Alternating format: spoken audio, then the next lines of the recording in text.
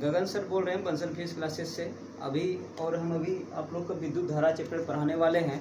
विद्युत धारा इसके पहले 2 चैप्टर हम पढ़ा चुके हैं, कैपेसिटर वाला चैप्टर पढ़ा चुके हैं। तो अभी मेरा जो बचा हुआ विद्युत धारा चैप्टर अभी हम वो स्टार्ट करेंगे, उसके बाद नेक्स्ट क्लास हम आगे बढ़ते जाएंगे। तो विद्युत धारा के बारे में हम लोग सबसे पहले जानते हैं विद्युत धारा ये क्या होता है। इसका इंग्लिश होता है क्या, इलेक्ट्रिक करंट। इलेक्ट्रिक करंट, विद्युत धारा, इलेक्ट्रिक करंट। तो इसमें क्या होगा हमको, ये विद्युत और धारा ये दोनों वर्ड अलग अलग है। ये दोनों वर्ड क्या है, अलग अलग है। विद्युत मतलब क्या होता है आपको हम बता चुके हैं। विद्युत मतलब क्या होता है, आवेश होता है। और धारा मतलब क्या होता है, प्रवाह होता है। तो आवेश प्रवाहित होगा, कोई भी चीज़ कहाँ पे प्रवाहित होगा, सतह प्रवाहित होगा। तो हम लोग क्या जानेंगे विद्युत धारा का, क्या जानेंगे विद्युत धारा किसे कहते हैं। अगर कोई पूछे तो आवेशों की सतत प्रवाह को हम लोग क्या बोलते हैं, विद्युत धारा बोलते हैं। क्या बोलते हैं, आवेशों की सतत प्रवाह को हम लोग क्या बोलेंगे, विद्युत धारा बोलेंगे। आवेशों के सतत प्रवाह को विद्युत धारा कहते हैं। आवेशों के सतत प्रवाह को हम लोग क्या बोलेंगे, विद्युत धारा बोलेंगे। ठीक है, यह एक अदिश राशि है। पहले हम लिख लेते हैं, उसके बाद आपको एक एक पॉइंट समझा देंगे। इसे जिस यंत्र से मापा जाता है, एमीटर या आमीटर कहलाता है। एमीटर या आमीटर कहलाता है। इसे जिस यंत्र से मापा जाता है, एमीटर या आमीटर कहलाता है।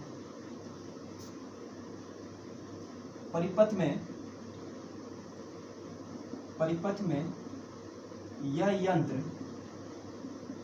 श्रेणी क्रम में लगा होता है। कौन सा क्रम में लगा होता है, श्रेणी क्रम में लगा रहता है। विद्युत धारा का एसआई मात्रक, इसका एसआई मात्रक एम्पियर या कूलॉम पर सेकेंड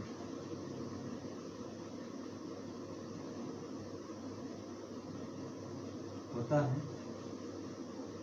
विद्युत धारा का एसआई मात्रक क्या होता है, एम्पियर या कूलॉम पर सेकेंड होता है। विद्युत धारा का विमीय सूत्र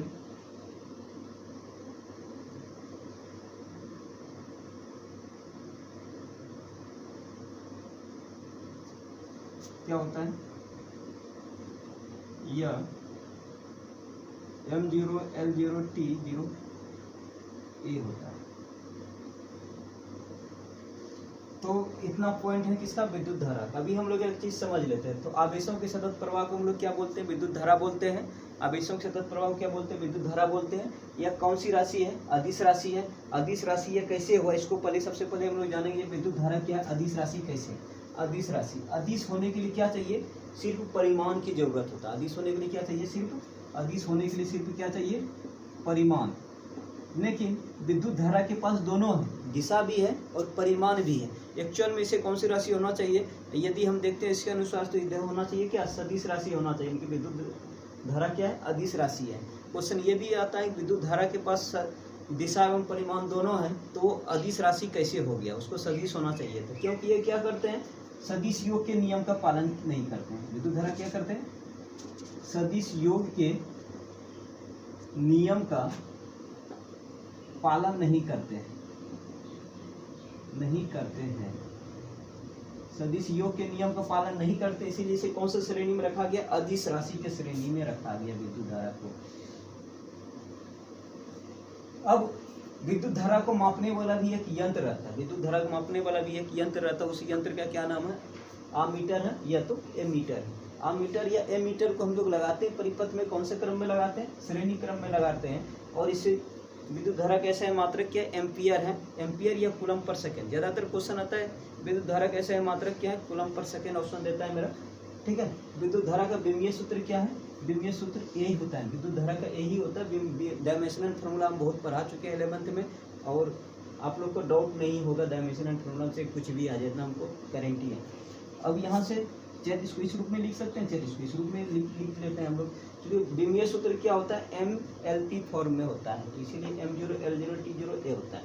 तो यहाँ तक डाउट नहीं होना चाहिए। ठीक है, आगे हम बढ़ते हैं। हम जो पढ़ेंगे यहाँ पे पॉइंट बाय पॉइंट पढ़ेंगे, जैसे एक नंबरिया की दृष्टि से मेरा भी क्वेश्चन कुछ भी आता है ऑब्जेक्टिव तो हम वहाँ से सॉल्व कर लेते हैं। ऑब्जेक्टिव यहाँ से एक क्वेश्चन ये बनता है, दूसरा क्वेश्चन ये बनता है, ठीक है, तीसरा क्वेश्चन विद्युत धारा कौन सी राशि है, अदिश राशि। 3 क्वेश्चन यहाँ पे एक नंबरिया बनता है मेरा। ज़्यादातर इंपॉर्टेंट मेरा क्वेश्चन ये है। ठीक है, विद्युत धारा कैसा मात्रक क्या, तो कूलम पर सेकेंड है। हाँ, एक चीज और इसमें जानना है कि विद्युत धारा को I से सूचित किया जाता है, I से सूचित किया जाता है। It is denoted by I। विद्युत धारा किससे सूचित किया जाता है, I से सूचित किया जाता है। यहाँ तक आप लोग नोट कर लीजिएगा।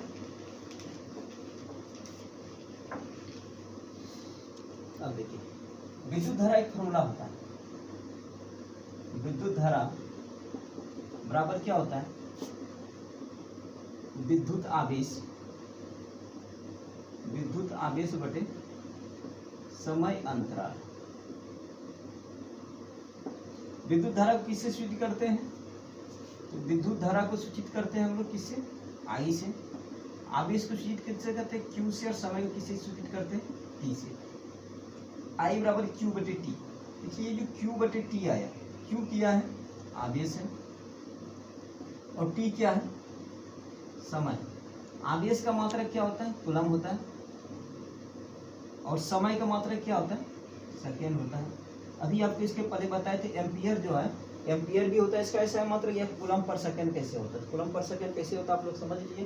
कि इसका मात्रक Q का मतलब आवेश, आवेश का मात्रक कूलम, और T का मतलब समय, समय का मात्रक क्या होता है, सेकेंड। तो कूलम पर सेकेंड कैसे हुआ समझ गए आप लोग। ठीक है, तो ये हो गया I बराबर क्या हो गया, Q बटे T। ठीक है, अब देखिए यहाँ पे और हम लोग क्या जानते हैं, Q बराबर क्या जानते हैं, Ne जानते हैं। Q बराबर क्या जानते हैं, Ne जानते हैं, जहां N बराबर क्या हुआ, इलेक्ट्रॉनों की संख्या, और E बराबर क्या हुआ, एक इलेक्ट्रॉन पर आवेश। E बराबर क्या हुआ, एक इलेक्ट्रॉन पर आवेश। आपको पता है एक इलेक्ट्रॉन पे आवेश कितना होता है, 1.6 गुना 10 पे पावर कितना होता है, -19 कूलम होता है। एक इलेक्ट्रॉन पे आवेश कितना होता है, 1.6 गुना 10 पे पावर -19 कूलम होता है। और ये क्या है मेरा, बहुत ही इंपॉर्टेंट चीज़ है, और ये ऑब्जेक्टिव में भी क्वेश्चन आता है। ठीक है, तो यहाँ से हम लोग क्या जानते हैं, यहाँ से हम लोग जानेंगे ये कि विद्युत धारा का जो फॉर्मूला हो जाता है, क्या हो जाएगा फॉर्मूला, I बराबर Q बटे T, और Q बराबर क्या हो जाता है, Ne बटे T। तो ये भी फॉर्मूला मेरा हो जाएगा। ठीक है, I बराबर डायरेक्ट बोल सकते हैं हम लोग Ne बाई T कर सकते हैं। I बराबर क्या बोल सकते हैं, I बराबर Ne बटे T भी हो सकता है। ठीक है, तो यहाँ से मेरा विद्युत धारा चैप्टर, ये विद्युत धारा टॉपिक समझ लिए होंगे आप लोग, विद्युत धारा क्या चीज़ होता है। अब इससे एक रिलेटेड एक नोमरिकल हम बता देते हैं आपको। ठीक है, उसके बाद हम लोग नेक्स्ट टॉपिक पे चल जाएंगे। एक क्वेश्चन एक नंबरिया बहुत बार आ चुका है कि एक कूलम आवेश में इलेक्ट्रॉनों की संख्या ज्ञात करें। एक कूलम आवेश में इलेक्ट्रॉनों की संख्या ज्ञात करें। तो यहाँ से हम लोग क्या जानेंगे, कूलम किसका मात्रक है, आवेश का। सबसे पहले जानेंगे नोमरिकल बनाने के पहले क्या क्या दिया उसको डाटा के लिए लेकर बन जाएगा। तो Q का मान कितना है, 1 कूलम, कूलम को सी से सूचित करते हैं। ठीक, इलेक्ट्रॉन की संख्या, आपको इलेक्ट्रॉन की संख्या क्या होता है, एन होता है, बताया था भी इलेक्ट्रॉन की संख्या किससे सूचित करते हैं, एन से सूचित करते हैं।